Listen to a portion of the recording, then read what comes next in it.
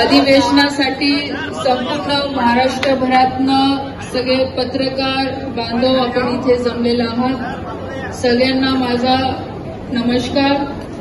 आणि आज अचानकपणे आपल्या कार्यक्रमाला भेट द्यायचं एक मला आज चांगलं निमित्त मिळालं, कारण की कालपासून मी पक्षाच्या कार्यक्रमासाठी, कारण की आपल्याला सगळ्यांना माहिती आहे आमच्यापेक्षा तुमच्याकडे अपडेट जास्त असतात राजकारणातले, तर आता 2 महिन्यानंतर विधानसभेचं इलेक्शन होऊ घातलं आहे आणि त्याच अनुषंगाने प्रदेशाने माझ्याकडे नगर जिल्हा आणि पुण्यातल्या नाशिकच्या विधानसभेची जबाबदारी तात्पुरता आता दिलेली आहे आणि त्या सगळ्या जबाबदारी म्हणजे पूर्ण करायसाठी मी कालपासून नगर जिल्ह्यात होती। 6 विधानसभा आज माझ्या पूर्ण झाल्या आणि नगर जिल्ह्यामध्ये आल्यानंतर शिर्डीला येणं होणार नाही, तर असं होत नाही, कारण की शेवटी इथल्या पावनभूमीमध्ये साईबाबांचं दर्शन घेऊन आशीर्वाद घेऊन पुढच्या कार्यासाठी सुरुवात आपली सगळ्यांची होत असते।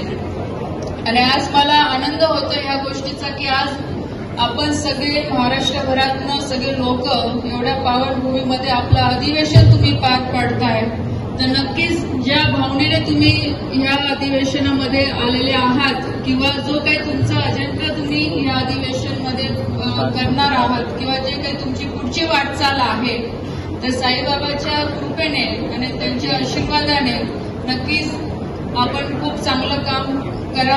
आणि याच्या आधी पण म्हणजे सगळ्यांनाच माहीत आहे की पत्रकार आणि मीडिया हे आपलं लोकशाहीचं चौथं स्तंभ म्हटलं गेलेलं आहे आणि ज्या पद्धतीने लोकांच्या अपेक्षा आमच्यासारख्या लोकप्रतिनिधींकडे असतात की समाजासाठी चांगलं काम केलं पाहिजे, चांगलं योगदान आमच्या लोकप्रतिनिधींच्या माध्यमातून झालं पाहिजे, तशाच पद्धतीचं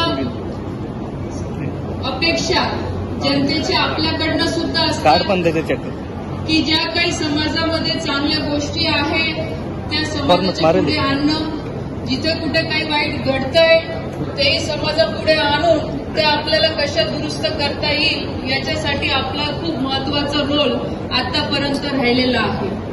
आणि म्हणून चौथा स्तंभ याच्यासाठीच म्हटलेला आहे की समाजाला पुढे घेऊन जात असताना सगळ्यांच्या सहकार्याने आपण त्याच्यामध्ये आपलं योगदान हे आपल्या परीने लाभलं पाहिजे आणि त्या अनुषंगाने आपण सगळे लोक काम करत असतो।